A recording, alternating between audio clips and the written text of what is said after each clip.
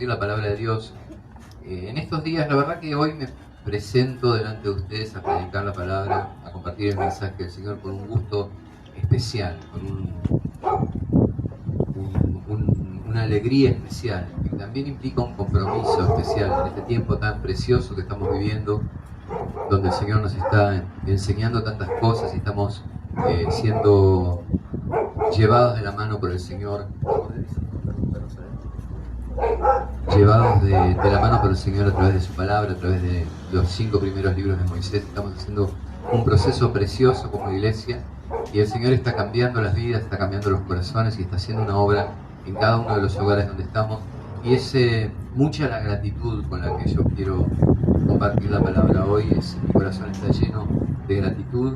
Ayer y en los últimos días estuvimos hablando precisamente de que veremos al Rey, amén, y veremos al Rey en gloria y lo veremos venir con poder y gloria.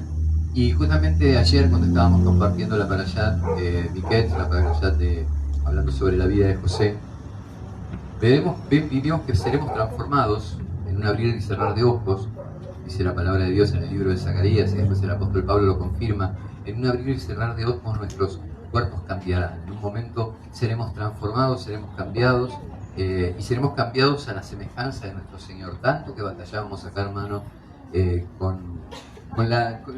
realmente con lo que más batallamos es contra la frustración que tenemos. Ponete en esta silla, ¿sí? Porque así está tapando mucho la visual. Ponete en la silla de al lado, así me pueden ver. Con Mili también, pero ponete contra la pared. Gracias. Siempre pensemos en los que tenemos atrás. Amén. Entonces, y lo que veremos al Rey, nuestros cuerpos serán transformados, nuestra vida será cambiada, seremos a la imagen de nuestro Señor. Finalmente, aquello con lo que soñamos, aquello que anhelamos, aquello que tantas frustraciones nos trajo en vida, porque cada vez que caemos, cada vez que nos alejamos de Él, cada vez que pecamos, cada vez que nuestros pensamientos se distancian de Él, lo primero que viene sobre nuestra vida es frustración, y lo segundo que viene sobre nuestra vida son acusaciones y argumentos, en parte de la carne, como compartíamos en la parashá anterior, cuando empezamos a proclamar sobre nosotros títulos y categorías que no se corresponden y que no se compadecen con nuestra condición de hijo, como soy pobre, soy débil, soy un inútil, no lo puedo hacer, no tengo fuerzas, mi batalla contra el pecado es estéril, mi batalla contra la carne no sirve para nada después de tantos años y sigo en las mismas cuestiones. Esos son los primeros argumentos engañosos. Y los segundos argumentos a los que hace Pablo referencia, el 2 de Corintios, tienen que ver con los argumentos demoníacos sembrados en nuestra mente, contra los cuales batallamos con armas, como dice la palabra, que no son carnales, sino que son espirituales en el Señor. Con esas armas espirituales que son la oración y también la certeza, esa garantía que tenemos en la palabra de que todas las promesas del Eterno son reales y son un título de propiedad lo que tenemos sobre estas promesas. Cuando la palabra de Dios dice que la fe es la certeza de lo que se espera y la confianza de lo que no se ve, no está dando una definición, está dando una característica de la fe. Pero eso realmente no es una definición de la fe, porque no es un diccionario la palabra de Dios. Fe, el concepto de fe no está vinculado solamente con el cristianismo, sino que a lo que a nosotros nos importa no es la fe en sí, sino el objeto de nuestra fe. Es un objeto seguro. El objeto de nuestra fe es el Eterno, el objeto de nuestra fe es el Señor. Y eso sí que es nuestro y nadie nos lo puede quitar. Amén. Y bueno, y en ese abrir y cerrar de ojos y en ese cambio, muy seguramente lo que nos dice la palabra es que vamos a ser elevados a una categoría de amor y a una categoría de comprensión de las cosas y a alturas muy grandes de amor para poder proclamar por la eternidad su gloria, su grandeza, las maravillas de su gracia para con nosotros, que empezaron en la cruz con Cristo Jesús y siguieron con nosotros en este cambio tremendo, y donde nosotros mediante esas capacidades vamos a ver por fin, poder ver y hablar y sentir y pensar lo bueno, lo recto, lo justo, lo grande y todo lo que es verdadero. ¿Se imagina ese panorama? Y pareciera como que los propósitos de Dios ya con semejante cosa fueran a terminar ahí, pero no, los propósitos de Dios no terminan ahí. Los propósitos de Dios avanzan y aún avanzan mucho más lejos. Avanzan hacia dos cosas que hicimos mención ayer. Una de ellas es la resurrección de nuestro cuerpo. Un cuerpo cambiado, un cuerpo transformado, un cuerpo renovado, un cuerpo igual al que tuvo el Señor después de la resurrección. La palabra de Dios dice que Él es el primogénito entre muchos. O sea que Él es el primero que pasó por esa experiencia de haber sido sacado por el Padre. Y lo aclarábamos también para todos los amigos que estuvieron ayer en el estudio. No es que Él se resucitó a sí mismo, como suelen decirse por ahí en el mundo cristiano, sino que toda la Escritura nos dice que el Padre fue el que lo resucitó, y el Padre fue el que le dio ese nombre sobre todo nombre, y el Padre es el que le dio una autoridad delegada ante el cual toda rodilla se dobla y toda lengua confiesa que Él es el Adón, Él es el Señor, para gloria de Dios Padre. ¿Ven? O sea que está muy claro, ¿sí? Que todo ese nombre, esa autoridad y ese poder delegado sobre Yahshua es un poder, una autoridad y una delegación de maravillas hechas sobre su Hijo, entre comillas, que sabemos que en el hebreo tienen significados bien profundos, como delegado, como comisionado, como autorizado, como ungido, como en la plenitud de las facultades, para venir a hacer lo que Él hizo aquí en la tierra. Y no solamente nos espera esa renovación, sino que hay una renovación todavía más grande, que es la renovación del universo completo. La palabra de Dios dice que a nuevo pueblo de Dios, nueva habitación para el pueblo de Dios. Cielos y tierras serán renovados, no solo en Isaías 66, sino que lo podemos ver también en el Hadashah, en las buenas nuevas de Jesucristo, lo que llamamos el Nuevo Testamento. También tenemos esa maravilla de que a un pueblo nuevo, a un pueblo que ya está en una dimensión distinta, en una dimensión sin pecado, en un sitio espiritual donde ya no hay más muerte, no hay más maldad, no hay más distorsión, no hay más emociones trastornadas, no hay más propósitos desviados, no hay más energía malgastada, no hay más batallas contra una carne que está constantemente tirándonos para atrás e impidiendo que nosotros hagamos la voluntad del Eterno. No solamente tendremos un cuerpo nuevo, sino que habrá una habitación universal para ese cuerpo, que es un nuevo universo, un nuevo cielo y una nueva tierra. Pequeña cosa, hermano, pequeña cosa. Y todo esto el Señor nos está mostrando y todo esto estamos viendo. Y en estos días estuvimos hablando justamente de eso, de cómo el universo completo, la creación completa, son el teatro de la gloria, de la gran e inmensa gloria del Señor. Si quieren acompañarme al Salmo 19.1, ahí vamos a ver una expresión que todos conocemos y que con eso vamos a dar comienzo a la lectura de la palabra. Salmo 19.1 dice: los cielos cuentan la gloria de Dios y el firmamento anuncia la obra de sus manos. Entonces muchas veces nosotros creemos que los cielos cuentan la gloria de Dios y el firmamento anuncia la gloria de sus manos.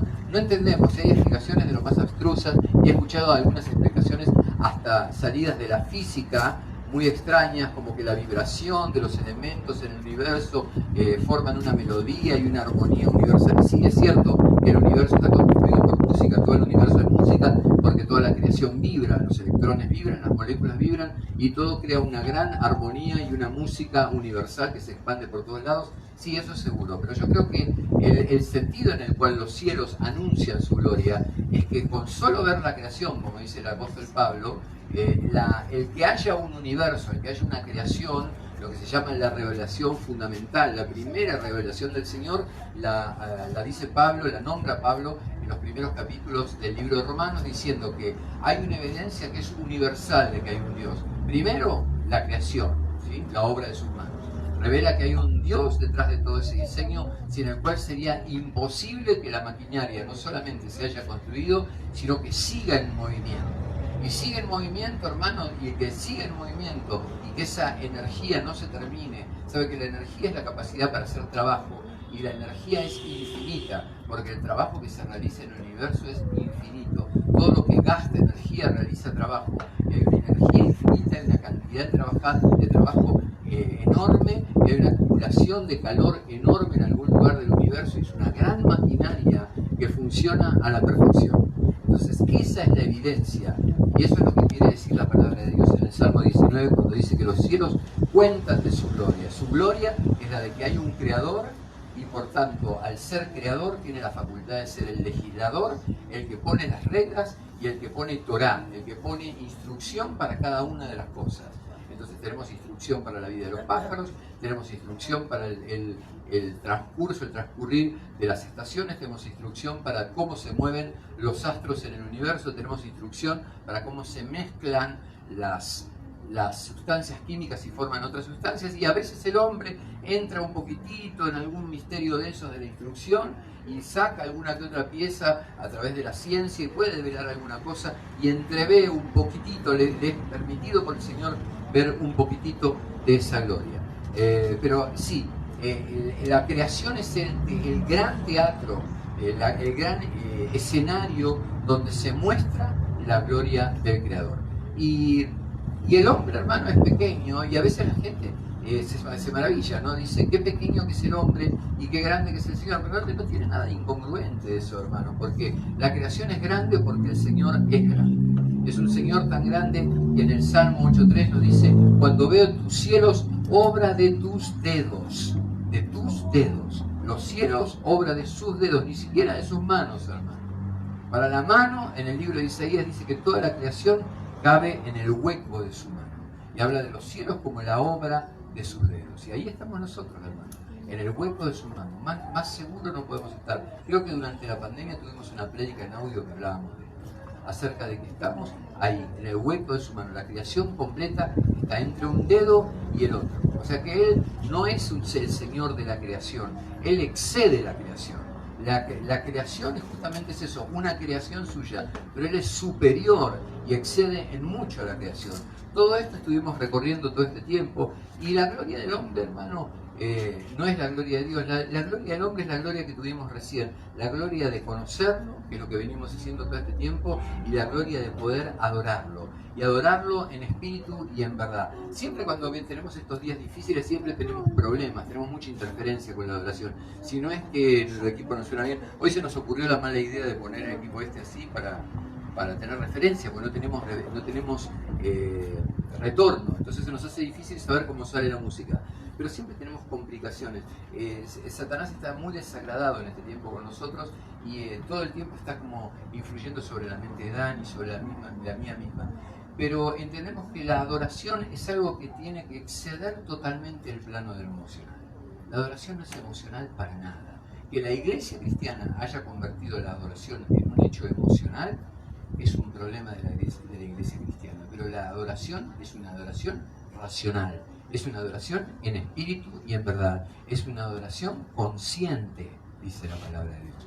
Consciente. Yo puedo estar en la ducha sin ningún instrumento, adorando al Señor en espíritu y en verdad, y eso vale muchísimo más que una terrible banda en Inglaterra con todas las pantallas y los 50 millones de instrumentos y los grandes efectos. Y bueno, si usted quiere agregarle eso, agrégueselo en su fantasía. Hasta que lo tengamos, ¿sí? Agréguenlo en su fantasía, porque para eso el Señor le ha dado fantasía. Pero la adoración no tiene que ser algo emocional.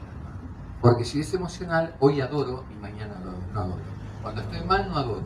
Y cuando estoy bien, adoro. Y cuando estoy bárbaro, vengo a la casa de Dios y salto. Y cuando estoy de malas, no hago absolutamente nada. Entonces, la totalidad del propósito no se terminaba simplemente con que Él viene y saca a la iglesia y la lleva a un punto de culminante de amor y de entendimiento y de comprensión y de verdad, y una altura de amor enorme a través de la cual la iglesia puede hablar solamente verdad y ver la bondad y la maravilla y la gracia del Señor en todas las cosas, sino que la culminación de la obra de Él es que Él glorifica a su pueblo de la misma manera que el Padre lo glorificó a Él, lo glorifica con un cuerpo nuevo. Hay una glorificación del cuerpo de Cristo. Mire que lo estoy sacando a cualquier lado. Quizá usted vino a la casa de Dios para escuchar cosas que tengan que ver con usted. Pero ayer descubrimos a través del estudio de la Parashá que la palabra de Dios no es un manual de instrucciones para que usted sea feliz, ni para que usted la pase bien, ni para que usted resuelva sus problemas. No es la palabra de Dios eso. La palabra de Dios es palabra que el Eterno envía para santificar a su pueblo, para transformarlo y para prepararlo para que pueda llegar a esta glorificación de la que estamos hablando. Llegar va a llegar, pero para que pueda llegar mejor, ¿sí? Llegar mejor significa que sus obras sean más y sean mejores en el Señor. Que que tenga buenas obras en el Eterno, porque cuando Él venga, dice que Él pagará a cada uno según haya hecho, según las obras que haya hecho en el cuerpo. En el cuerpo. Ayer hablábamos justamente de la importancia del cuerpo.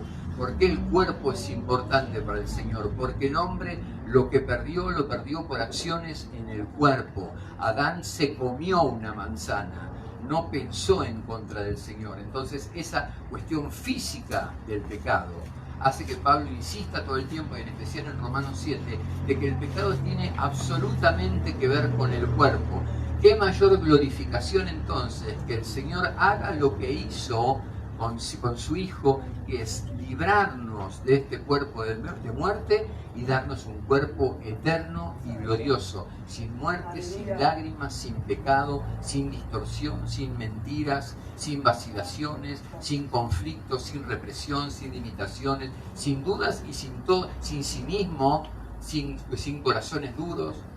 Porque, hermano, si hay algo terrible en el pueblo de Dios, es que la falta de fe es una forma de cinismo delante del Señor.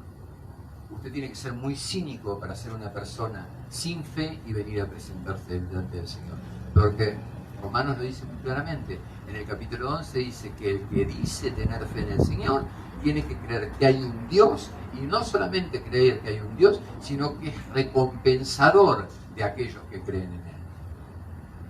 La persona con un corazón duro no quiere recompensa porque no quiere compromiso.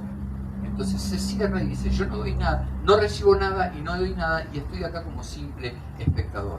Salga de esa cárcel, salga de ese sitio de opresión ya. Entonces la gloria del propósito consistía en dos cosas. Una, no sé si me va siguiendo, porque quiero hablarle algo muy importante hoy: la glorificación de su pueblo y la nueva casa, la nueva habitación, la muestra plena de su gloria, de su potencia, de su amor y su dominio, dándole a su pueblo una nueva creación.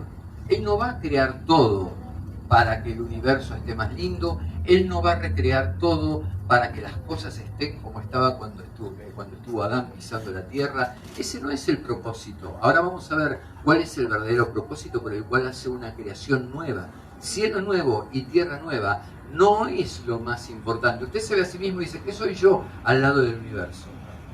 Parece como incongruente y parece loco pensar que el Señor priorite primero al hombre y priorite a su pueblo antes que a la creación, ¿sí? Pero eso lo vamos a ver en un rato. Yo quisiera compartir acerca del momento de la resurrección. En 1 Tesalonicenses 4:16 creíamos entonces que todo consistía en que viene el Señor y resucita a los muertos, y los que estamos vivos, los que lo veremos, somos transformados en un abrir y cerrar de ojos. Ahí parece que ya como más que suficiente. Cuando leemos la carta de 1 Tesalonicenses decimos: wow, resucitados los muertos, nosotros transformados. ¿Pero transformados en qué? Transformados en un cuerpo semejante al de Cristo. 1 Tesalonicenses 4:16 dice: porque el Señor mismo, con voz de mando, con voz de arcángel y con trompeta de Dios, descenderá del cielo, y los muertos en Cristo resucitarán primero. Luego nosotros, los que vivimos, los que hayamos quedado, seremos arrebatados juntamente con ellos en las nubes para recibir al Señor en el aire, y así estaremos siempre con el Señor. Quiere decir que de ahí no nos despegaremos más de a su lado.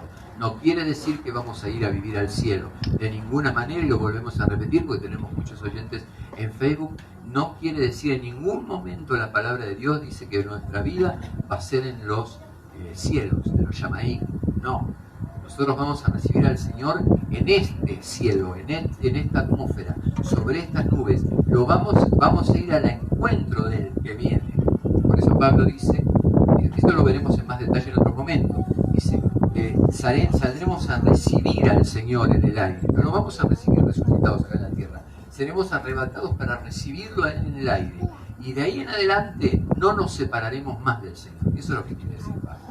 De ahí en más, siempre para toda la eternidad, en ese natsal, en ese arrebatamiento, que más o menos estamos ahora ubicándonos un poco en los estudios de Torah, cuándo puede llegar a ser y cuáles son las señales que la Torah da respecto de esto.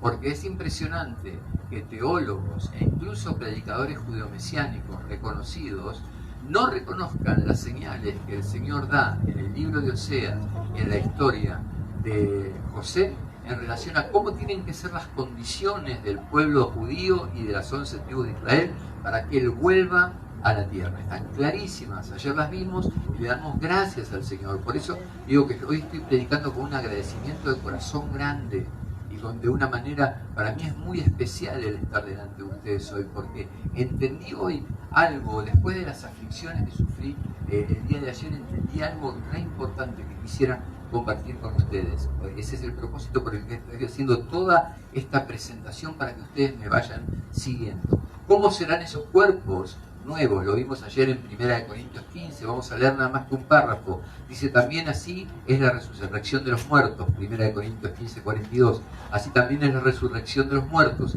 Se siembra en corrupción, resucitará en incorrupción. Se siembra en deshonra, resucitará en gloria. Se siembra en debilidad, resucitará en poder. Se siembra cuerpo animal, resucitará cuerpo espiritual. Hay cuerpo animal y hay cuerpo espiritual, dice Pablo. Y da en 1 Corintios capítulo 15, y le recomiendo que cuando llegue a su casa lo estudie, si todavía no lo estudió, da una descripción, hermano, acerca de cómo van a ser esos cuerpos resucitados y cómo hay un brillo distinto y hay una gloria distinta para cada cuerpo resucitado. De la manera en que Moisés desciende del monte cuando recibe las tablas de la ley y tiene que ponerse un velo delante para no impresionar al pueblo de Israel, el apóstol Pablo dice: si él, siendo un hombre humano y bajo una dispensación de muerte, ¿sí?, porque la ley no resolvía el tema del pecado. Acá está Pablo hablando no de la salvación, sino del pecado. El pecado es muerte. Está hablando del poder de la ley para salvar, que es ninguno también, pero digamos, está hablando de la muerte como el pecado. Si un ministerio que tenía su raíz en no poder resolver el pecado producía semejante brillo, imagínese el brillo que va a tener ese cuerpo que va haciéndose cada vez más luminoso a medida que nosotros vamos pasando más pruebas y vamos triunfando sobre las pruebas. Por eso dice Pablo en este capítulo: una es la gloria de un astro y otra es la gloria de otro. Por eso no reniegue de las pruebas, hermano, porque si usted no vive una vida de pruebas, usted no va a tener una posteridad tan gloriosa como quiere el Señor que usted tenga. Él tiene reservado para usted una posteridad gloriosa y una gran recompensa, pero esa gran recompensa depende de que usted deje que el oro de la fe sea decantado en el fuego de la prueba, toda la basura caiga abajo y ese oro sea un oro limpio que usted le compre al Señor. Es un oro que usted no compra acá en la tierra, es un oro que usted le compra directamente al Señor. Por eso Apocalipsis capítulo 3, el mensaje de la iglesia de la Odisea, el Señor le recomienda a la iglesia de este tiempo: te conviene varias cosas, ¿no? Le conviene ponerse colirio, ¿sí?, para ver bien su condición, y la segunda es que compre el oro que Él vende. ¿Cuál es ese oro? El oro de la prueba, y no de cualquier prueba, no la prueba rebotada, el oro de la prueba pasada, el oro de la prueba aprobada, porque yo respondo positivamente al llamado de fe que me hace Dios a través de la palabra. Dios me está demandando algo en este tiempo, Dios les está a ustedes demandando algo en este tiempo, no sé a qué cosa a cada uno, pero sí en general. Si usted está sentado acá es porque Dios le está llamando en este tiempo a reaccionar, a que ponga su fe en acción. Y esa fe no es un sentimiento, no es una cuestión subjetiva, no es siento o no siento, tengo o no tengo. Sí, usted tiene porque usted tiene que actuar. La fe es un acto objetivo, la fe no es pensar, la fe es: me decido, voy y obedezco al Señor, voy y hago. Por eso lo podemos hacer todos, por eso el camino hasta para los más pequeños y los más pobres. Isaías dice: este camino es tan sencillo que ni hasta el más tonto se puede perder. Porque esto es simplemente escuchar, levantarse y obedecer. Amén. Están como paralíticos, ¿no? Están esperando que el Señor les diga algo medio tremendo. No, gócese, porque hoy el Señor tiene algo grande para nosotros, ¿sí? ¿Y sabe por qué es grande? Porque justamente salió de eso, de la prueba pasada, fracasada y después superada en la meditación del Señor. Eso sí que realmente Cuando el Señor me hace pasar por esas cosas, sí que tengo una palabra para compartir con la iglesia. Ahora, no se imagine que ese cuerpo glorificado va a ser como un fantasmita. No estamos hablando de fantasmita. Eso creyeron los discípulos cuando lo vieron al Señor en Lucas 24:37. Los tenemos a los discípulos viendo al Señor resucitado. Entonces, espantados y atemorizados, pensaban que veían un espíritu. Pero Él les dijo: ¿por qué estáis turbados si vienen a vuestro corazón estos pensamientos? Mirad, mis manos y mis pies, que yo mismo soy. Palpad y ved, porque un espíritu no tiene ni carne ni huesos, como ven que yo tengo. Y diciendo esto les mostró las manos y los pies, y como todavía ellos de gozo no lo creían y estaban maravillados, le dijo: ¿tenéis aquí algo de comer? Entonces le dieron parte de un pez asado y un panal de miel, y él lo tomó y comió delante de ellos. O sea que si ustedes enseñaron que un cuerpo resucitado es un fantasmita, el pastor que se lo enseñó era se perdió ese capítulo de la Biblia. El de Corintios y unos cuantos más. ¿Sí? No vamos a ser seres etéreos, vamos a ser seres bien concretos y bien sólidos, pero con un cuerpo libre de pecado.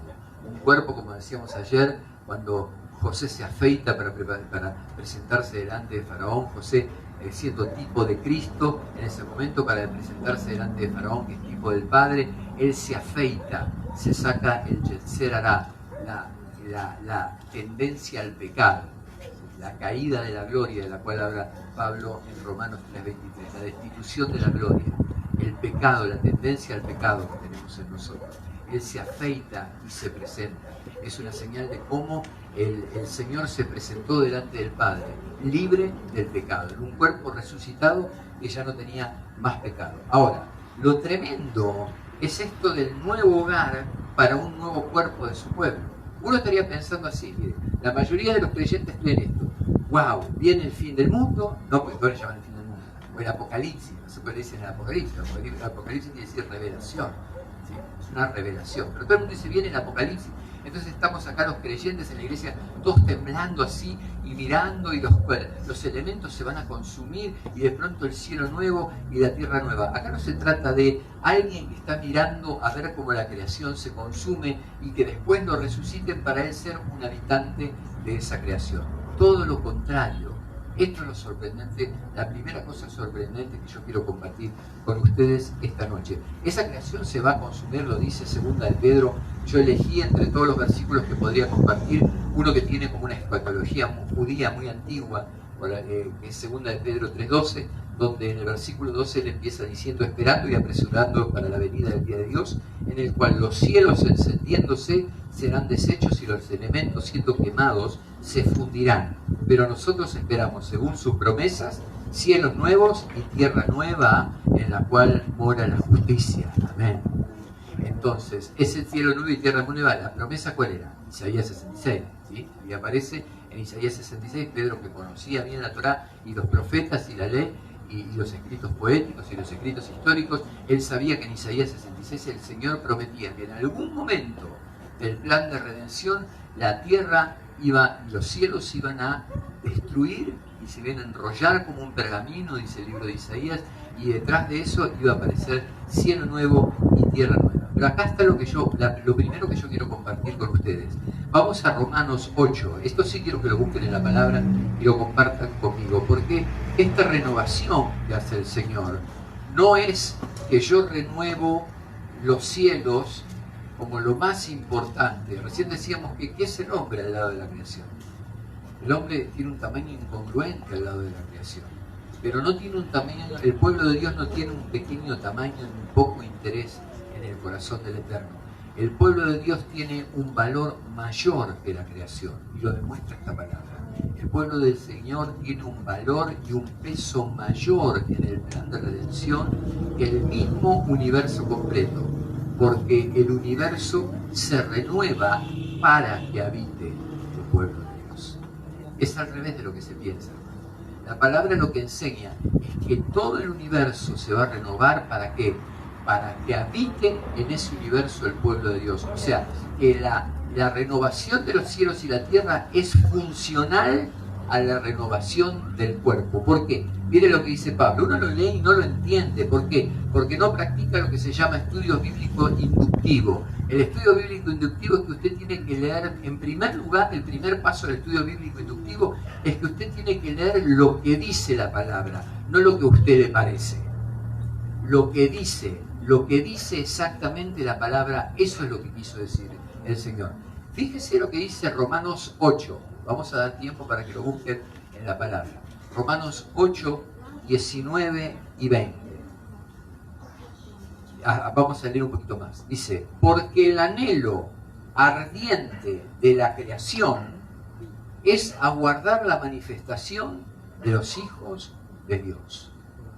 Vamos a empezar por ahí. ¿Qué es la manifestación de los hijos de Dios? La resurrección de los muertos. Por eso, no cometa la burrada que cometen muchos cristianos diciendo que la manifestación de los hijos de Dios, que la creación espera la manifestación de los hijos de Dios, quiere decir que la creación está esperando el último avivamiento. No es eso. Porque nosotros somos hijos de Dios, no tenemos que manifestarnos hijos de Dios, porque somos hijos, pero la manifestación de que somos realmente hijos la va a ver el universo completo cuando nosotros resucitemos como el Mashiach. Entonces dice que la creación está esperando, anhela ardientemente porque ya no da más, porque esto ya no da más, porque hay una contaminación en los cielos, en la tierra, en la moral, en el corazón, en todos lados, porque hay conflictos por todos lados, porque el panorama es terrible. Entonces Pablo pone esta figura poética y dice, la creación entera ya está gritando, ya está gimiendo, para que los hijos de Dios resuciten de una vez por todas. Eso es lo que quiere decir este párrafo, ¿sí? Acuérdese y corrija a los hermanos. Cuando usted ve un pastor que dice, sí, porque ahora viene un gran avivamiento, porque la palabra dice que la creación espera la manifestación de los hijos de Dios, eso quiere decir que la iglesia se tiene que manifestar en el último tiempo. Usted ya vio cómo enseña la Torah que viene esa manifestación ayer. Ya lo vimos ayer. Y no es como se piensa. No es de la manera, no es el famoso avivamiento evangélico. Es otra cosa, lo vimos ayer.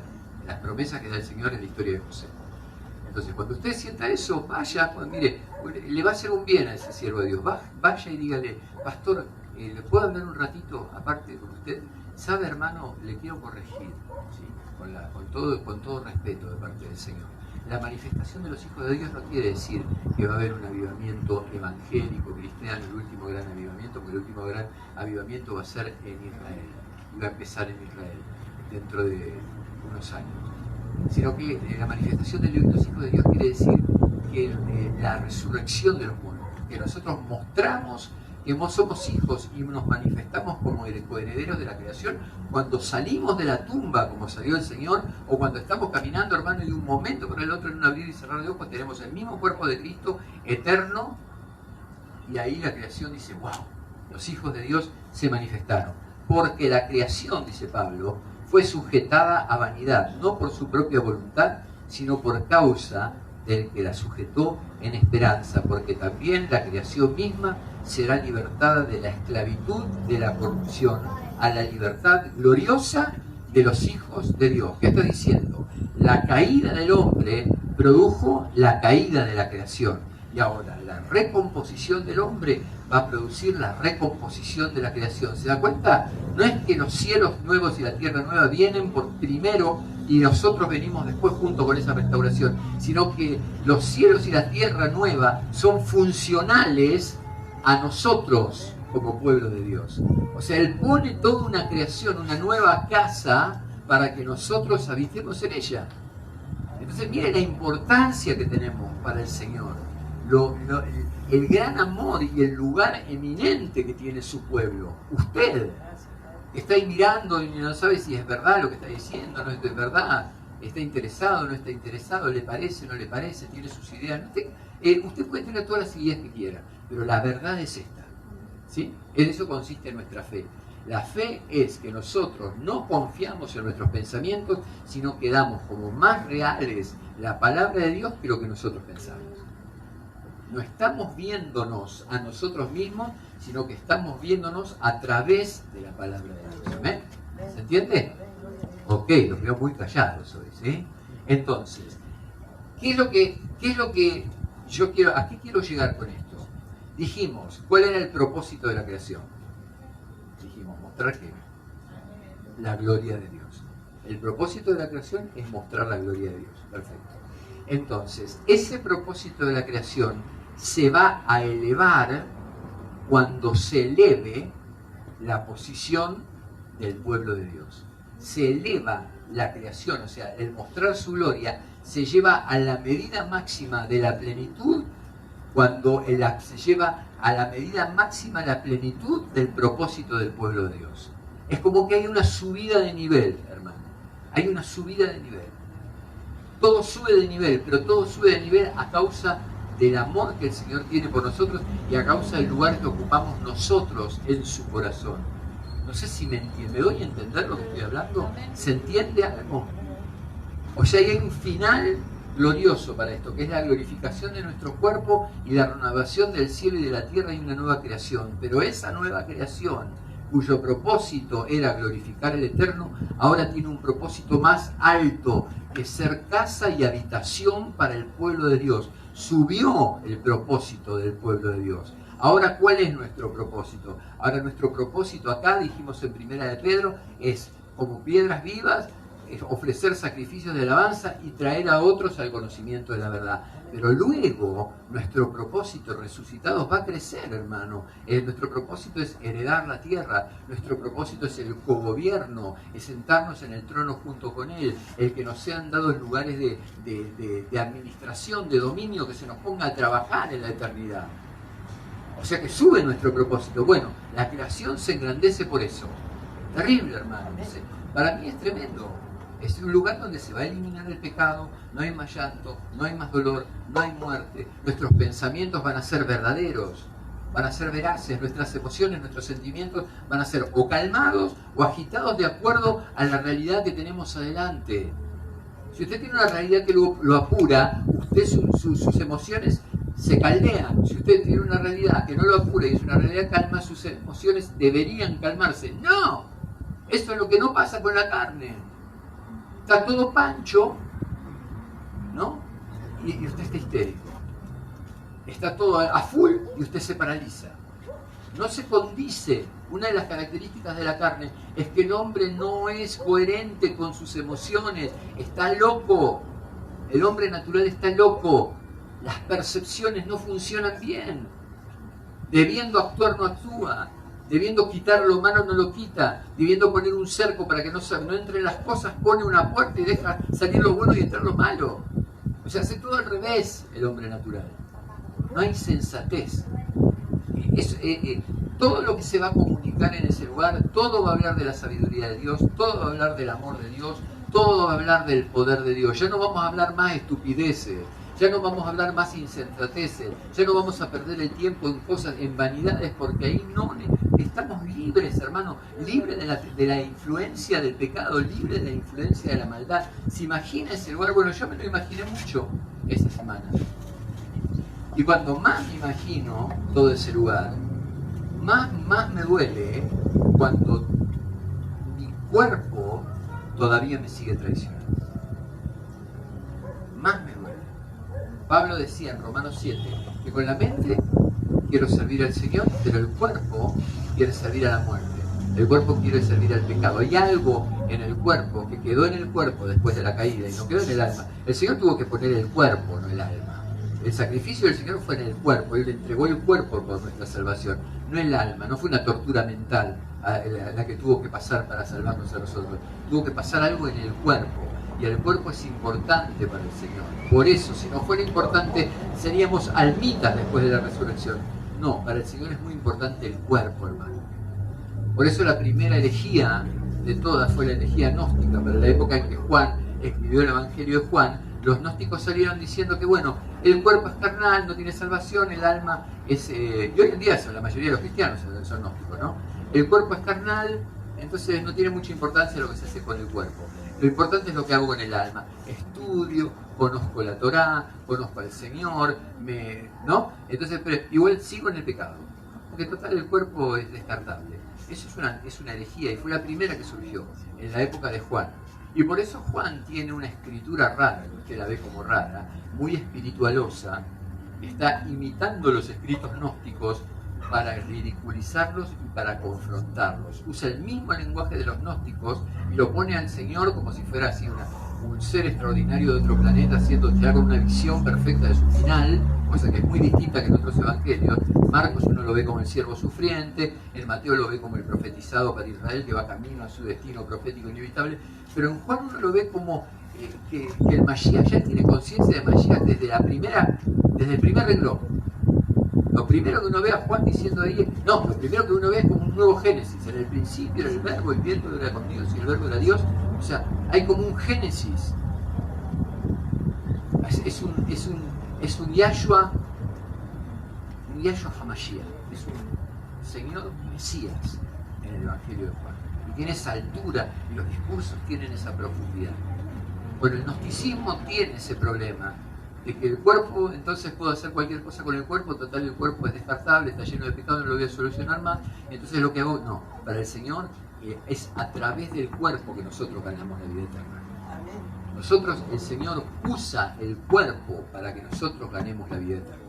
Es porque dice que nuestra recompensa será dada para todo lo que hayamos dejado de hacer en el cuerpo, no en el alma, hermano. Usted puede tener las mejores intenciones, pero no es en el alma donde usted se va a salvar, no es un pensamiento, ni tampoco en sus propuestas metafísicas o religiosas o pseudo espirituales, sino con lo que usted haga con el cuerpo. Ahí está el problema y ahí está nuestro dolor, porque nosotros estamos constantemente regocijándonos en estas cosas, pero mientras tanto nuestro cuerpo persiste en desobedecer, y eso es un dolor terrible para la persona que conoce al Señor.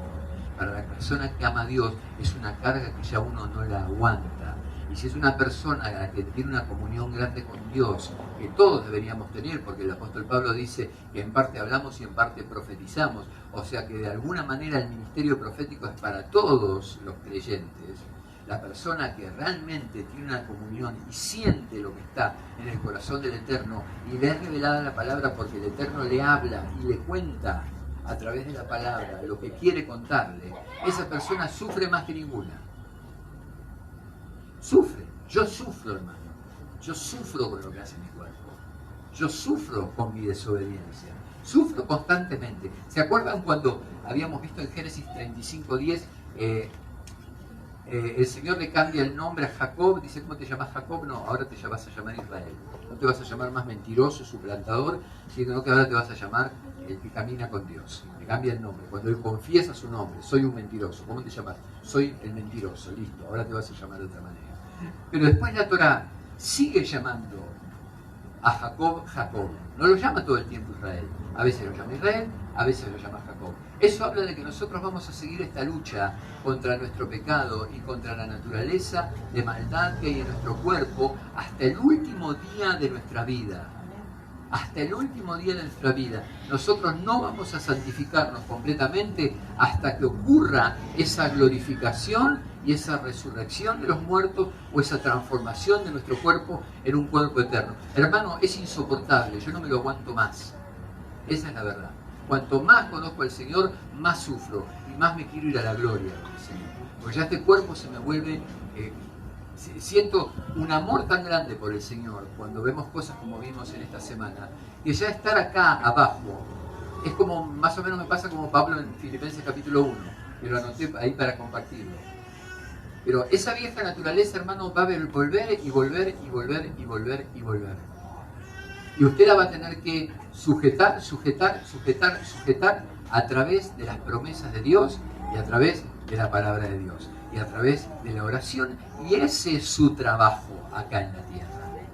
Ese es su trabajo. Y no es un trabajo que usted pueda hacer por sus propias fuerzas. Porque sus fuerzas no lo van a querer hacer. Sus fuerzas justamente van a querer apapachar la carne. Van a querer que usted siga siempre igual.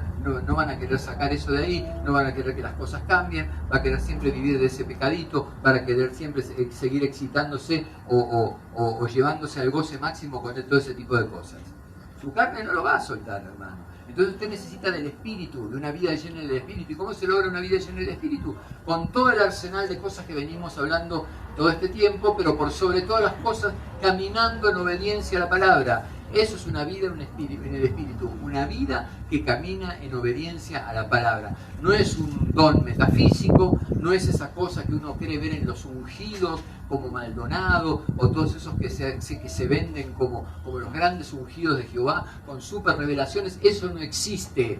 Todos estamos bajo esa naturaleza de pecado, confrontándola y batallándola todos los días. No hay ningún Superman, ningún Moshe, ni ningún Yahshua sobre esta tierra. Todos estamos en la misma pelea, hermano. Pero esa pelea a veces duele. Esa pelea duele. A mí me duele. Por eso el Señor me hace predicar esta palabra hoy. Porque es bárbaro vivir una semana con esto. Pero a más revelación, hermano, más dolor para el que ama al Señor. Pero no es un dolor porque, como dice acá en Lucas 12, dice, porque a todo aquel a quien se haya dado mucho, mucho se le demandará, y al que mucho se le haya confiado, más se le pedirá. No es esta clase de dolor. Porque eso ya sería también que te duela por conveniencia.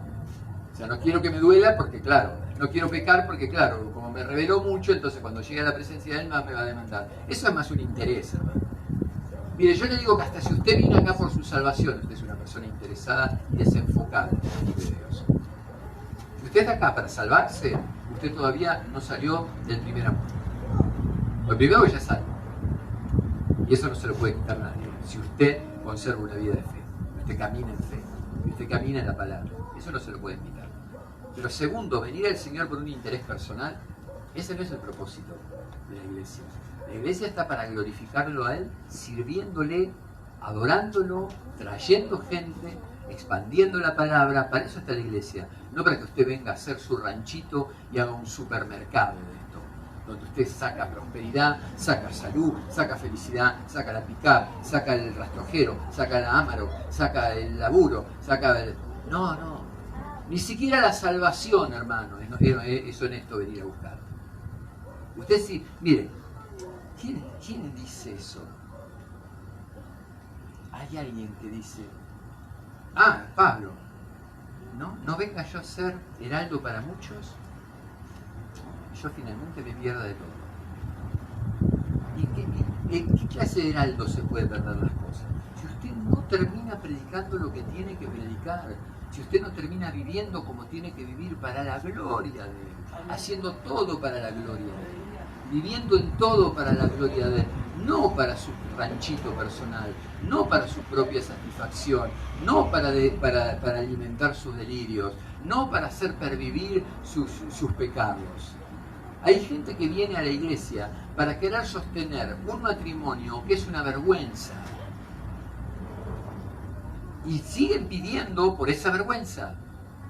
En vez de pedir que la otra persona conozca al Señor y se salve, y si va a estar conmigo, bárbaro, y si quiero que se la lleve por el camino de Santiago, que haga todo lo que tenga que hacer, y que si tiene que volver, va a volver, si es para mí, va a ser para mí, y si no, que se pierda por ahí con una persona mejor.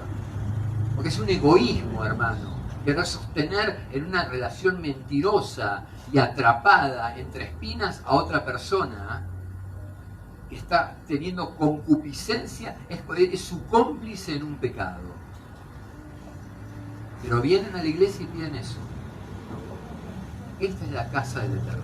Este es el lugar donde levantamos sacrificios de alabanza y de adoración. Es el lugar donde lo honramos y es el lugar donde proclamamos la palabra. Y entonces, en esa exaltación de su nombre, así tienen que vivir y así tienen que ser sus pensamientos. Ayer hablamos de eso con Nazareno y creo que hablamos en la reunión también. Qué tremendo que es cuando uno ve la Torá, estudia la Torá y cómo se da cuenta que estamos metidos dentro de un plan terrible, un plan cósmico, una batalla entre el diablo y el Señor, que ya está ganada, pero en la cual el libro de José es una parte del plan profético del Eterno en el que usted está involucrado. Entonces, si usted viene a la casa de Dios pensando que el propósito de su vida es que usted resuelva sus pequeños asuntos, ¿sabe cómo va a encontrar el propósito de su vida? Sacando la mirada de su vida y poniéndola en los propósitos de Dios. Y de eso le voy a hablar ahora. Ese es el centro de la predicación. Toda esta vuelta es para hablarle de eso. Entonces, lo quiero redondear porque me quedan 15 minutos, pero ¿por qué me duele? ¿Por qué me debería doler mi pecado? Si yo sé que va a vivir ahí dentro mío, sé que tengo que batallar contra él, ¿qué es lo que a usted más le asquea de su pecado? Dígame, ¿qué es lo que le asquea de su pecado? ¿Se acuerda José cuando la esposa de Potifar lo quiere agarrar? Y José se suelta y le dice, ¿cómo voy a yo acostarme con vos cuando el que me puso en este lugar fue el Señor? Eso es otra cosa. Dígame, alguien que se separa de Dios. Te separa de Dios, pero te separa a vos, te hace perder tiempo a vos. No es que Dios se separa de vos, pero vos sí, por culpa. Satanás trabaja con la culpa. Entonces viene con todas esas mentiras de que si no fuiste a la iglesia hoy y viene el Señor, te quedás acá en la tierra. ¿Cuántas veces hemos sentido hablar de esas estupideces, ¿no? Como si la salvación dependiese de lo que yo hago, cuando el que me llamó, me nombró, me señaló, me justificó, dice Romanos 8, me santifica y me va a glorificar. Una cadena de provisión imposible de cortar por nadie. Ahora sí, su fe puede fracasar, usted puede resistir al Espíritu Santo. Romanos dice lo mismo también, usted puede resistir al Espíritu Santo. ¿Y qué dijimos que le va a menguar eso, esa resistencia? ¿Le va a quitar la salvación? ¿Qué le va a quitar? La recompensa. Es claro, Pablo, esto. Y si no lean 1 Corintios capítulo 3, usted se pierde la recompensa. Pablo dice, son salvos, mas como por fuego. Se le quema toda la obra evangélica que hicieron acá abajo con chicle y entran desnudos a la eternidad, pero entran. Hermana mentirosa que va y finge que es una sierva de Dios cuando es una hipócrita, es una mal hablada, es una hipócrita que critica a todo el mundo, le saca cuero a todo el mundo, está el líder de, hemos visto, hermano, está el líder de la adoración y es un asco de persona que ya ni humanamente uno la aceptaría, menos como una hermana. A veces uno le dan ganas ni de bendecirla, porque la carta de Juan dice que no llames bendita a esas personas que profesan otra doctrina, no les des la bendición cuando vienen a tu casa. Bueno, esa persona en algún momento aceptó esa salvación, pero toda la obra que ella hizo acá para el Señor se va a quemar, hermano, delante del fuego de la presencia de Él. Va a entrar, echando un mito, pero va a entrar. Sin un ladrillo, está bien, entramos sin nada, pero ¿saben lo que nos llevamos? El resplandor de la gloria, de las pruebas pasadas. ¿Por qué yo soy carnal dentro de la iglesia? Porque estar dentro de la iglesia a mí me requiere hacer muchos cambios para soportar a mi hermano, para entrar en comunión con mi hermano, para bendecirlo, para considerarlo como mayor que yo, como decía el apóstol Pablo. Tengo que cambiar mucho, hermano. Tengo que ser desinteresado, tengo que interesarme en personas que parece como que no merecen de mi interés y sin embargo considerarlas como mayores a mí. Tengo que hacer crecer mi paciencia, tengo que pedir al Espíritu y orar para que el Señor me dé paciencia, me dé benignidad, me dé bondad, me dé mansedumbre. ¿Verdad? Querés acogotar, entonces vos pedís mansedumbre, Señor, y otra vez hace la misma avanzada, me dan ganas de revolearle la botella de aceite por la cabeza. No, Señor, dame mansedumbre. Entonces ese es el trabajo, hermano. ¿Sabe que la iglesia es como un camión de sandías? Uno revolea la sandía y después cuando van dando se van acomodando a los golpes. Ese es el trabajo del Espíritu Santo en la comunión de los santos. A mí, francamente, yo tengo un anhelo por esa glorificación y un deseo de desprenderme de lo que hay en este cuerpo que fue tan tremendo que mereció ni más ni menos que el Señor enviara a Yahshua por mi salvación. No es poca cosa, me lo quiero sacar de encima porque eso le costó sangre al Señor. Eso es lo que me da asco y lo rechazo y sigo cayendo, lo rechazo y me sigo equivocando, lo rechazo y sigo pecando. Ese es el problema. Entonces, ¿por qué Dios nos deja estas cosas? Es terrible, ¿no? Porque más revelación y más cercanía a Dios y seguimos pecando y más nos duele. El apóstol Pablo en un momento dice, hablando de que el Señor le había dejado un aguijón en la carne, los teólogos suponen que quedó medio ciego en la conversión cuando se presenta el Señor delante de él. Pero otros dicen que es el pecado de su orgullo. Era verdaderamente, como todo fariseo, una persona orgullosa, que defendía lo suyo a los gritos y a muerte, y no dudó en poner a Pedro en ridículo unas cuantas veces. Entonces, Pablo dice en 2 Corintios 12:7, para que la grandeza de las revelaciones no me exaltase desmedidamente, me fue dado un aguijón en mi carne, un mensajero de Satanás que me abofetee para que no me enaltezca sobremanera. Respecto a lo cual 3 veces he rogado al Señor que lo quite de mí y me ha dicho, bástate mi gracia, porque mi poder se perfecciona en la debilidad. Por tanto, de buena gana me gloriaré más bien en mis debilidades, para que repose sobre mí el poder de Cristo. Entonces, sí, puede ser uno de los motivos que el Señor nos deja esas cosas. ¿Por qué? Porque, hermano, el conocimiento y la revelación a uno lo exalta. Uno se empieza a creer mejor que otras personas. Uno empieza a ver cosas que otros no ven. Y el Señor y es el tiempo que estamos pasando nosotros. El Señor nos está revelando cosas que ni soñamos ver en la palabra. Entonces, para que no nos la creamos, para que no nos exaltemos, ¡pum! Ahí caíste en tu viejo pecado. Toma, yo me acuerdo cuando fue una campaña que tuve que ir, de una campaña de Anacondia en el 2005, y estaba al frente, hermano, yo no, era Morón 2005, yo estaba con mi pastor, el pastor Cacaberos de Morón, y él había mandado 3 o 4 ministros, yo no era ministro ni nada, estaba al lado de él, era su discípulo, pero mandó 2 o 3 ministros, la pastora iba también, para que estuviéramos al frente de la liberación, porque él era el organizador de la campaña. Entonces estaban todos los pastores de la zona oeste, que él era el presidente de los pastores de la zona oeste, y estaba el ministerio de Anacondia. Entonces, claro, como pastor presidente nos manda a nosotros, y nosotros estábamos ahí, que nos miraba todo el mundo, hermano. Yo tenía unos nervios los días anteriores a la campaña, tenía unos nervios, digo, nos van a estar mirando y fichando. Yo no había echado ni un piojo en mi casa, menos un demonio. Cuando era un incrédulo, cuando era un brujo, sí, hermano, yo hacía así, los duendes salían corriendo, los demonios se manifestaban, pero de cuando me convertí, no había tenido una experiencia de ese tipo. Entonces me acuerdo que hice un ayuno de 3 días. Le pedí al Señor confirmación y me dio una confirmación que no se lo voy a contar ahora, pero espectacular, clarísima. Entonces hago un ayuno de 3 días, el ayuno de la reina Esther, sin comer ni beber durante 3 días. Y estaba yo al tercer día, ¿te acordás? Estaba yo al tercer día que volaba, hermano. Volaba, el Señor me hablaba. No quería comer más, no quería tomar más agua. Así me quería morir, si me moría me iba así. Porque cuando es dirigido por Dios el ayuno, a uno lo lleva una gran comunión con el Señor. Un ayuno tremendo.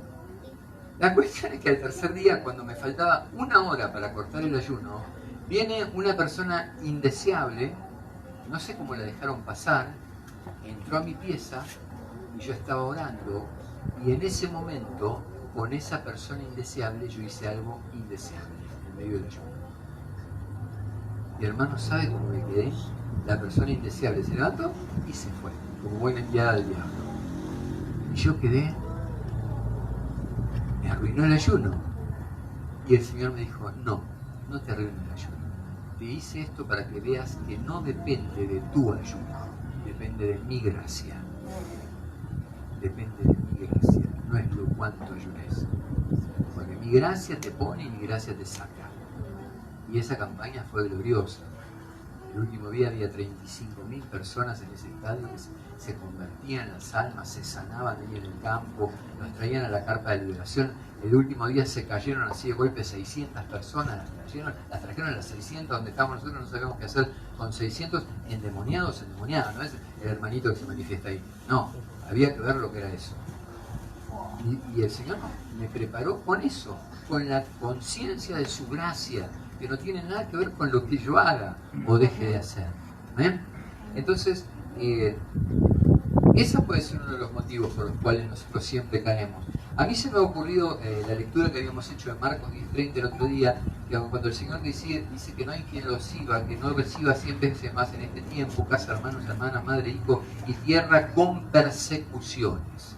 O sea que cuando usted es bendecido por causa del Señor, aguante que muy prontito va a aparecer la persecución del diablo. ¿Y por qué la permite el Señor? Por la misma razón.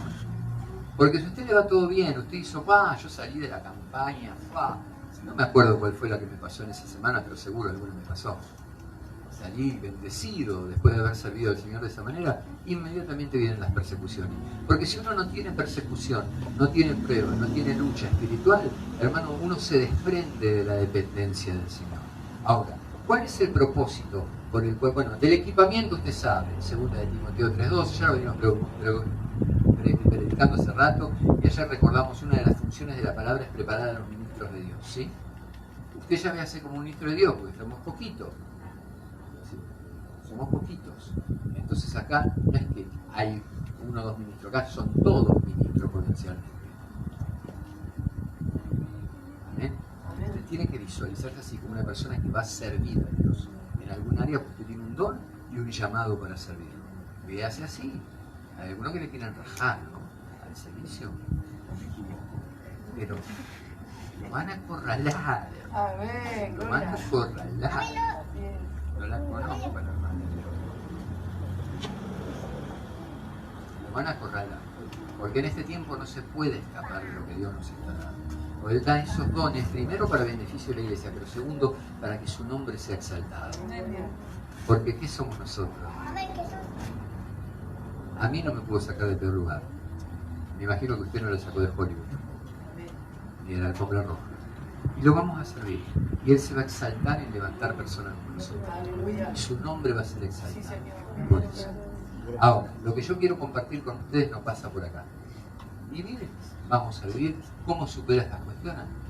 Miren, lo dejamos para otra prédica, pero Gálatas 2:20 en esto es clara. Con Cristo estoy justamente crucificado, y ya no vivo yo, más vive Cristo en mí. Y lo que ahora lo vivo en la carne. O sea, todo este tipo de problemática con el pecado, que caigo, me levanto, lo vivo en la fe del Hijo de Dios. No lo vivo yo lamentándome, no vivo diciendo, voy a dejar el pucho, porque tengo algunas hasta hace 20 años que quieren dejar el pucho, voy a dejar, me consagro, ayuno, oro. No, ponga sus ojos en Cristo, el pucho va a quedar a 60 kilómetros de distancia. Fije sus ojos en Cristo. Y mira, había esa canción, ¿no?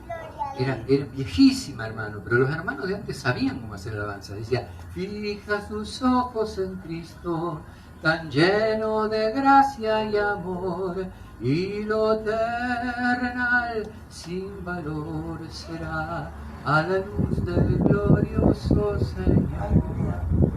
Es vieja, pero tiene contenido bíblico. Es un gran mensaje. Así va a vencer usted el pecado. Ponga los ojos en esto que predicamos hoy.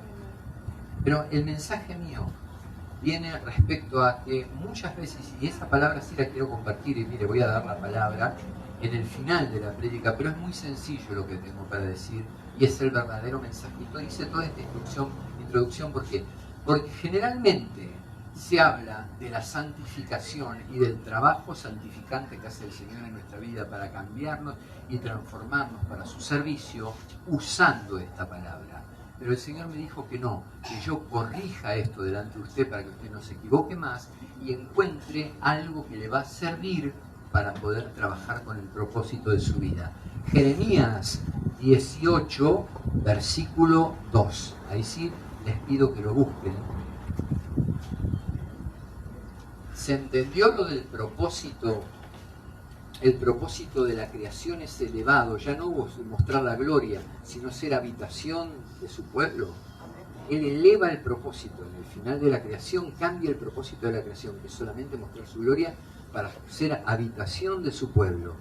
Y eleva nuestro propósito, no solamente de reyes y sacerdotes acá, sino de coherederos con Cristo en la vida eterna. Y la creación la cambia para nosotros, es funcional a nuestro cambio. Cambiamos nosotros y por eso cambia la creación. Bueno, con esta palabra pasa una cosa parecida.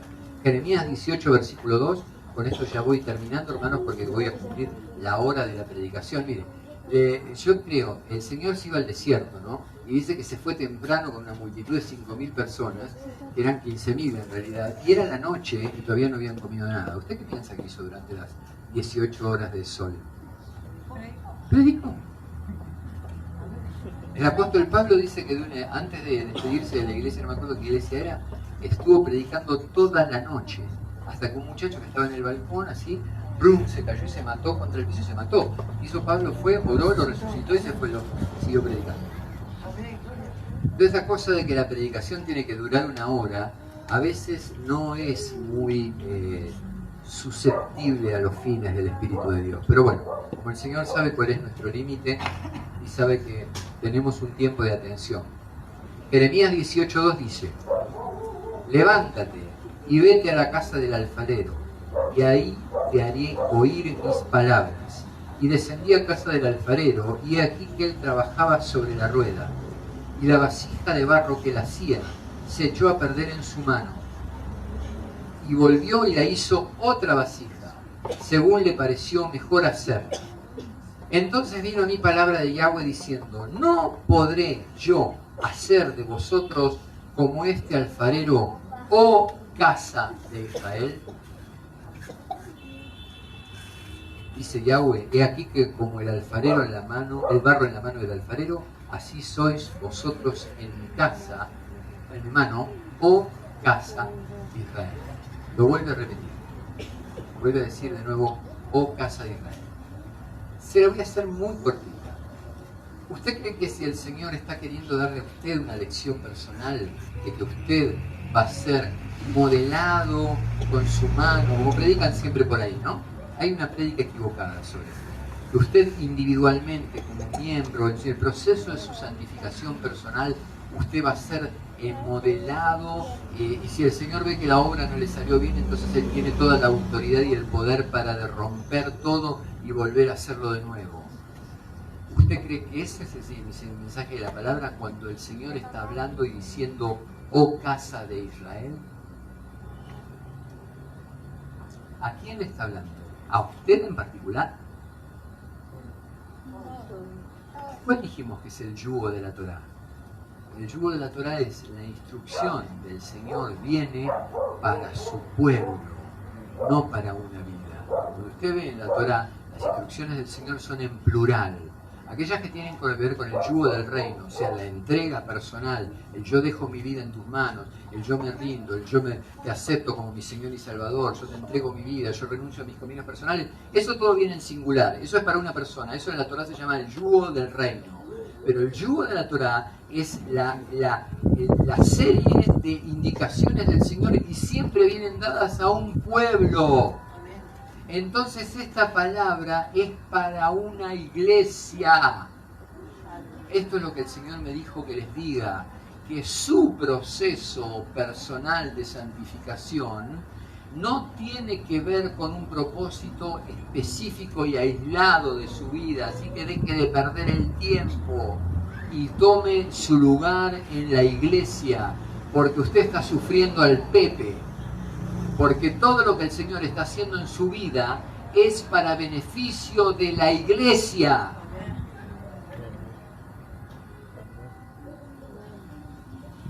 ¿Alguna vez le dijeron esto o no?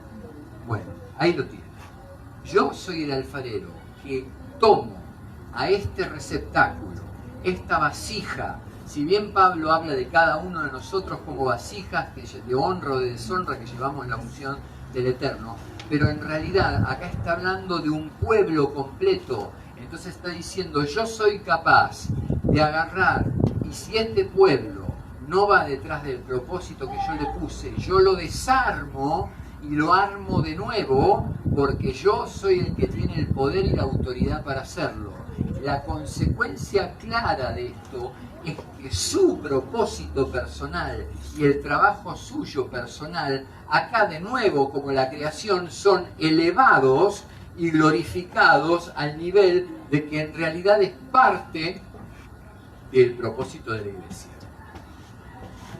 Entonces, quizá usted está pasando por procesos tremendos. Quizá usted anoche cayó en pecado, ¿sí? Hizo lo que no quería hacer. Ayer hablamos con Isaac, ¿no? Qué tonto que es juzgar una vida mirando una feta nada más de toda la historia. Qué absurdo que es emitir una sentencia sobre una vida viendo que hoy está haciendo esto y juzgándola por lo que está pasando hoy. Porque yo acá tengo gente que yo jamás soñé que siguieran congregándose después de las cosas que le pasaron. Pero fue un proceso que en algún momento tuvo que ocurrir y fue necesario no solo para esa persona, sino para la iglesia, porque la iglesia se tenía que bancar a la loca, la iglesia se tenía que bancar a la otra, la que están llamando por teléfono ahora, la iglesia las tenía que pasar todas a esas y a esos, porque eran parte del propósito. Lo que les pasó, si bien eran problemas de pecado movilizaban la voluntad general del Eterno para con la iglesia. Hablamos de la voluntad y dimos una prédica hace un par de semanas diciendo que uno de los sentidos de la voluntad de Dios es cuando hablamos de la voluntad general que anima a toda la creación. Entonces, eso que impulsa a toda la iglesia para adelante está compuesto también por traiciones, pecados, caídas y un montón de cosas que al Señor no le agradan, pero son parte de ese proceso que llamamos su infinita, inmensa y inexplicable voluntad. Forman parte de eso, hermanos. Por eso Jeremías capítulo 3 dice, ¿hay alguien que puede decir que lo bueno y lo malo no salen de la mano de Dios? Contradiciendo obviamente a Santiago, que dice que Dios solamente quiere lo puro, lo santo, todo lo de buen nombre, todo lo... ¿no?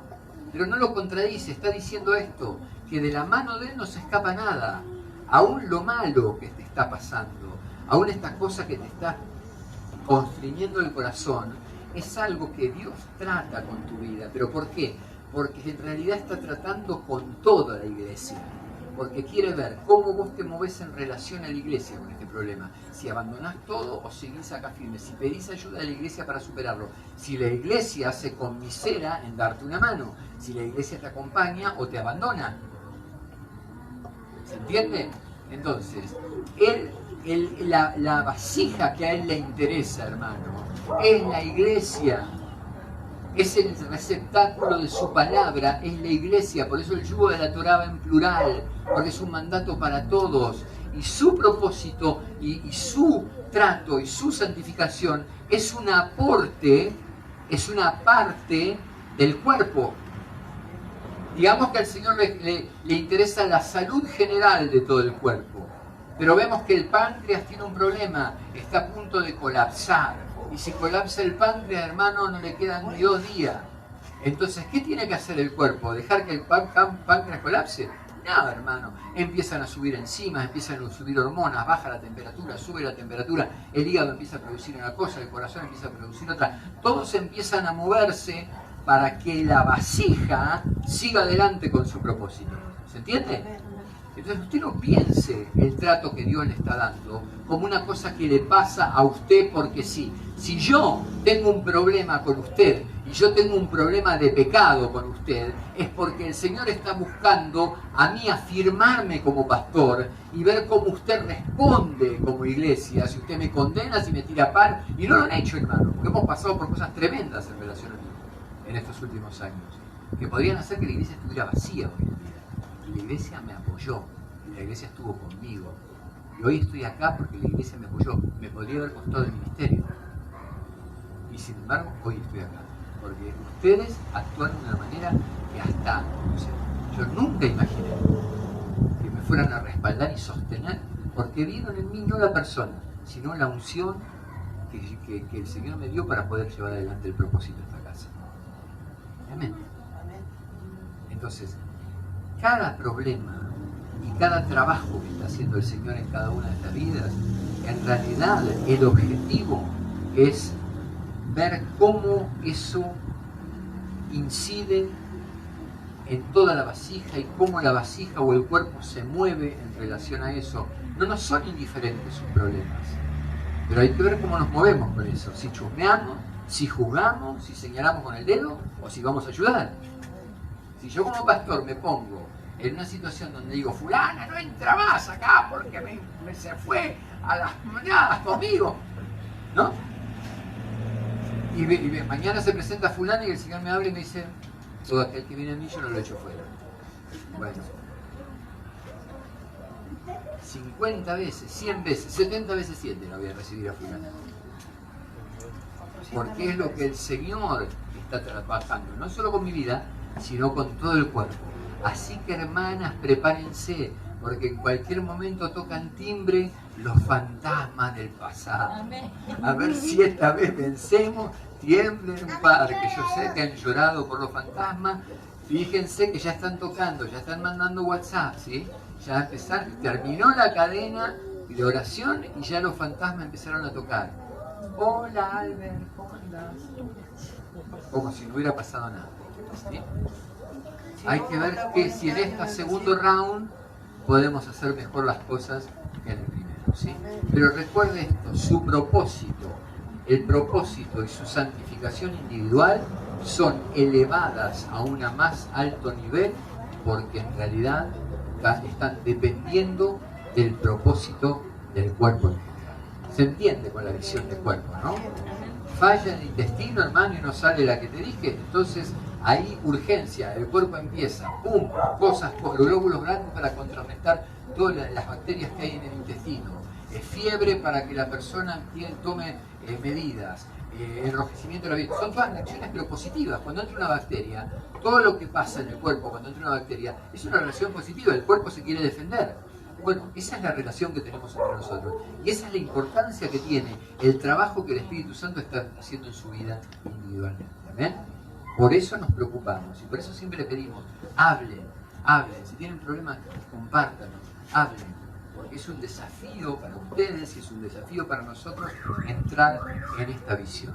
¿Amén? Ese era, en definitiva, era corto el mensaje que le quería dar, pero lo quería llevar primero a todo lo que vimos esta semana, para que usted entienda de dónde pude yo entender este mensaje, de las cosas terribles que yo tuve que pasar en estas últimas horas. Yo entendí que todo esto que me pasó fue para que yo preparara esta prédica, para que yo viera esto, habiéndolo experimentado en mi vida, que yo pueda predicar de lo que viví, no de lo que me enseñaron en el seminario, de lo que veo en los libritos, y que el Señor me lo pueda revelar, porque yo está mi condición de espíritu está como para que Dios me revele esto y que le sirva a usted también, para aliviarse, para confiar en sus hermanos, para que oremos por usted, para que estemos en su vida y que sepa que su pecado también es importante para nosotros. Porque si yo me entero de su pecado, ¿sí?, usted va a tener un problema. Es que yo voy a actuar. Porque ¿qué dijimos en relación al pecado corporativo cuando estudiamos la Torá? Que cuando el líder se entera, si no actúa, se vuelve un pecado de toda la congregación. Eso nos enseña la palabra. Es un pecado individual hasta que no se sabe, y es un pecado individual hasta que el líder no se entera. Pero una vez que el líder no se entera, que es el responsable, si la persona no cambia y el líder la deja, se convierte en un pecado congregacional. Por eso le digo, así, los englobo así, ¿no? Los que tienen que casarse, cásense rápido, hermano. Les pido que se casen pronto, ¿sí? Pronto. Yo quiero casarlos antes de julio, ¿sí? Saquen turno ya en el registro civil y vayan y cásense. Si usted eligió a esa persona y tiene hijos con esa persona, ya está liquidado. ¿Qué más quiere que le diga? Hágase un nudito en el pañuelo y siga. Y confíe en el Señor y en los propósitos del Señor, que por algo lo puso. Y si usted ya no quiere saber nada más con ese impío, tome una decisión y no vuelva más. Pero tome una decisión, sea coherente. No va, ya está, se terminó. Crío a mi hijo, crío a mi hija sola. El Señor será mi sostén, será mi guía. Pero si usted está, y que estoy, que no estoy, que me voy, que vengo, que lo quiero, que no lo quiero, que le pico los ojos, que me incendio la cabeza, que no, que un día lo amo, que otro día es una porquería, que qué sé yo, no, es un incoherente. Cásese, porque capaz que lo que le falta es eso, completar con esa bendición y se le resuelven todas las cosas, qué sé yo. ¿Qué quiere que le diga? Primero lo vamos a tener que ver. Pero si llegan al registro civil, más de uno le va a agarrar un ataque cardíaco en el camino. Bueno, vamos a orar. Gloria al Señor por la palabra y gloria al Señor por todas las experiencias duras que tenemos que vivir. Ahora entendemos que son, los ojos del Señor están puestos sobre su casa, sobre nosotros también, fundamentalmente porque somos miembros del cuerpo, pero sobre todo sobre el cuerpo. Vamos a orar, ¿sí? ¿Qué le parece? Miren, acá esto se llama alfolí. En realidad no es un alfolí, yo se lo voy a poner, mira acá, no se lo voy a hacer fácil, va a tener que caminar mucho. Os pedimos a los hermanos que aquellos que quieran honrar al Señor con sus ofrendas. Usted sabe que es un tema complicado el de la ofrenda, porque la iglesia lo ha bastardeado y lo ha revolcado por el piso con la recua de pastores hambrientos y sedientos de dinero, que son la vergüenza de esta generación. y son la vergüenza del Evangelio, porque los impíos y los mundanos se burlan de nosotros porque consideran a los pastores cristianos evangélicos y a las iglesias cristianas evangélicas un nido de ladrones y una cueva. Me encanta decir estas cosas por Facebook. Una cueva de ladrones y un nido de ladrones que esquilman a las almas para su aprovechamiento personal. Y así lo dice el libro de Ezequiel, que en el último día los pastores serían de los que esquilarían a la oveja y se comerían hasta la grasa de la oveja. Y que él iba a levantar un pastor conforme a su corazón, que es Yahshua, nuestro Señor. Y detrás de él todos los que son conformes al corazón del Eterno. Así que vamos a orar, le vamos a pedir a la hermana Adriana que venga y ore por las vidas, porque el Señor lo que vio en aquella mujer fue el corazón. Dijo, el corazón de esta mujer me agrada porque puso lo que no tenía, sacrificó.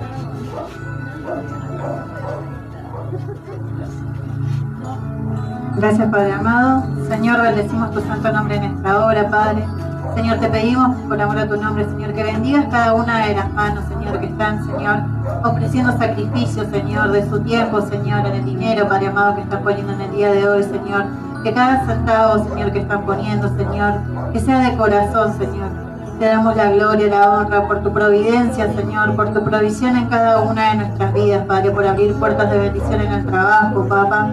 Te damos la gloria en este día, te pedimos que bendigas, Señor, y multipliques al 100 por uno, Señor, cada una, Señor, de las ofrendas, Señor, que se han dado con un corazón alegre, Señor, y hasta hay muchas personas, como hablaba el pastor, Señor, que han dado hasta lo último que tenían, Señor, pero tú conoces el corazón de cada uno, Señor.